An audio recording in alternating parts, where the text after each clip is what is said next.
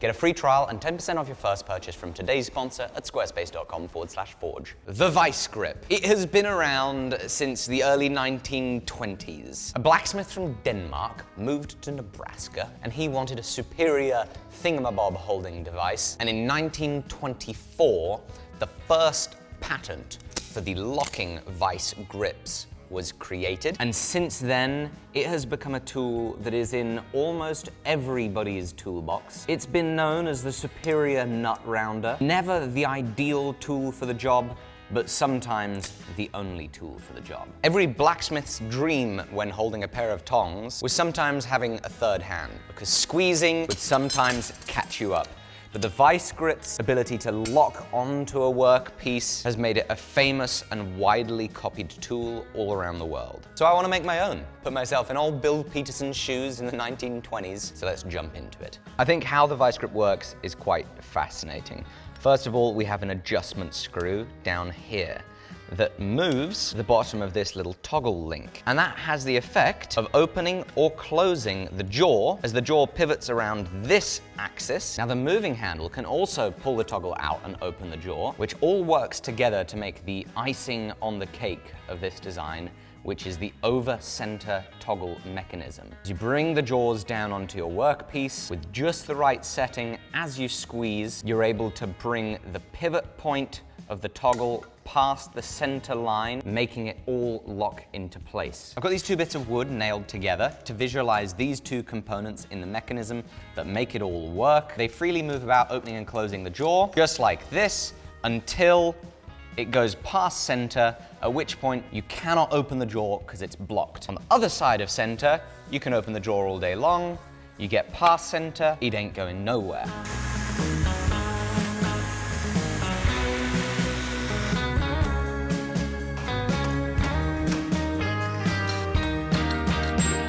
Right, let's come up with the terminology for it. Fixed jaw, movable jaw, spring, link, screw, opening lever, movable handle. Now check out the interesting construction of the fixed jaw. We've got about 1.5 mm sheet steel that is bent, formed into a little bit of pipe here at the end where it is then threaded. We've got a punched out little hole that makes a hook for the spring. Then we have this solid jaw that is somehow set inside this sheet metal, and I have no idea how. We're gonna start on this piece.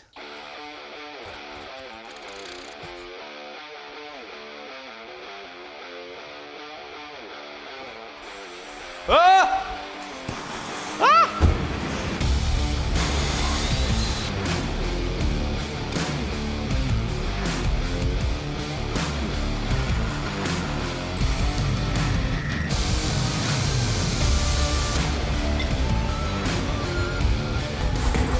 Ah!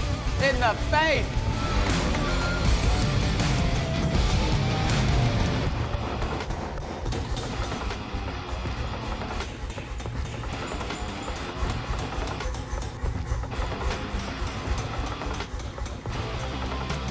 All right, so we've made up a little bit of tooling. We've modified some tooling.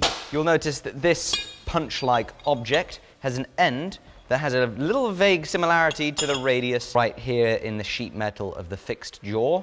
That's intentional. It also happens to have the same width here as inside there, and a similar taper as the taper that's over here. Time for a quick interruption to thank today's sponsor, which is Squarespace. Now, if you want to build a website for your passion project, you want to update your business's existing website or showcase your resume, portfolio, and past work in a beautiful way, Squarespace is the perfect solution for you.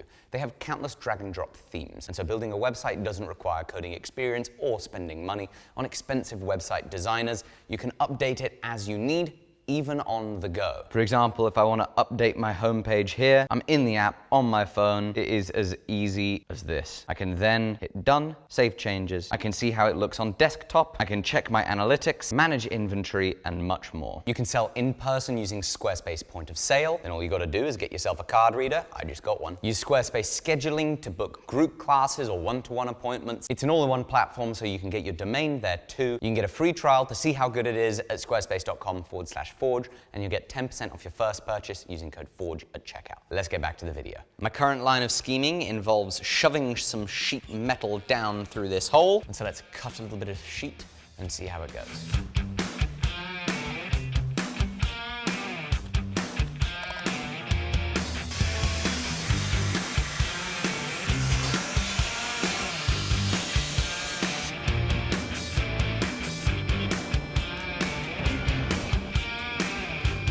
These things kind of like mold grips themselves.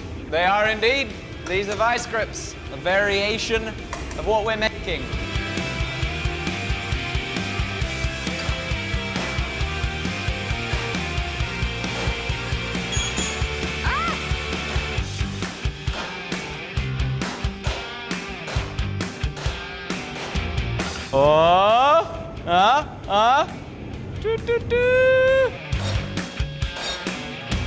Right, so we have this little protrusion formed. We now have to get the rest of the bend in it.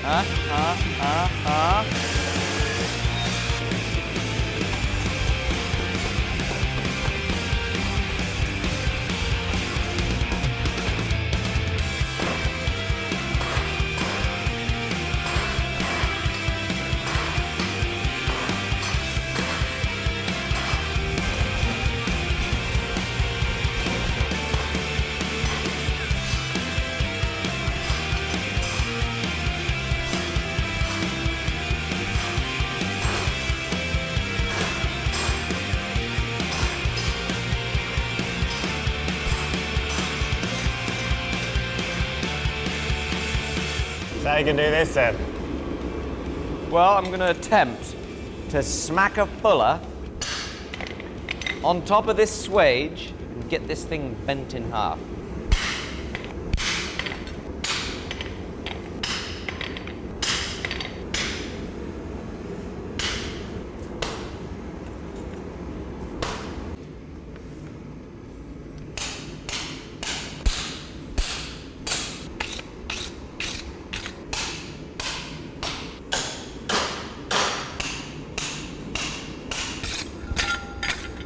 I've got bad news and I've got good news. The good news is I think we've actually got a pretty nice strategy for making this component. The bad news is I broke this particular one. As you can see, we have ripped a hole in the bottom of this little bulge. And that is a problem that you will remember us having experienced on many an occasion when we made the Zippo lighter and we were doing the deep drawing process. It's a very similar thing that we're doing right now, so it kind of makes sense that we could rip a hole through it. And as I move on to the next example, I think the trick is just do less of this, because I don't even think we need as much as I did.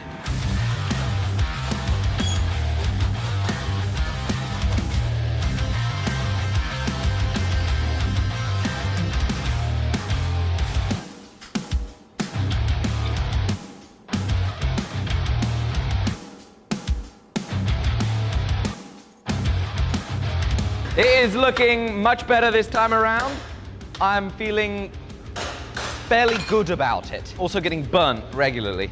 Ow. Starting to pick up some of that classic vice grip shape.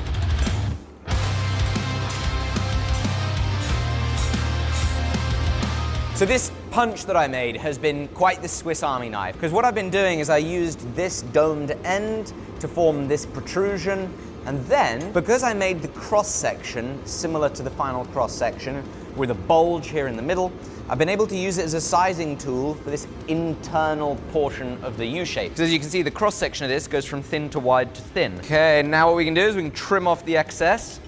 And once that excess is trimmed, the profile looks a little bit more like the original. I want to form this barrel right here, as that is what becomes the nut for our threaded component.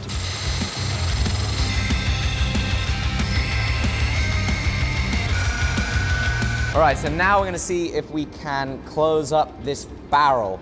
So I'm gonna put a pin in there, set it over here. Bish, bash, bosh. Bish, bash, bosh. Bish, bash, bosh, bosh. Bish, bish, bish, bosh, bish. You probably didn't need me to put sound effects. I never do, but you always do it. Okay, sorry. Do you find it therapeutic? I do like sound effects. You know, I think it just helps set the tone of what's happening.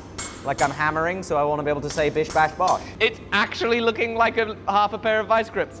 How sick! This is ridiculous to me how good that looks. I'm now going to sandblast it. I want to work on sandblasting as much of the interior as possible to get that dead clean.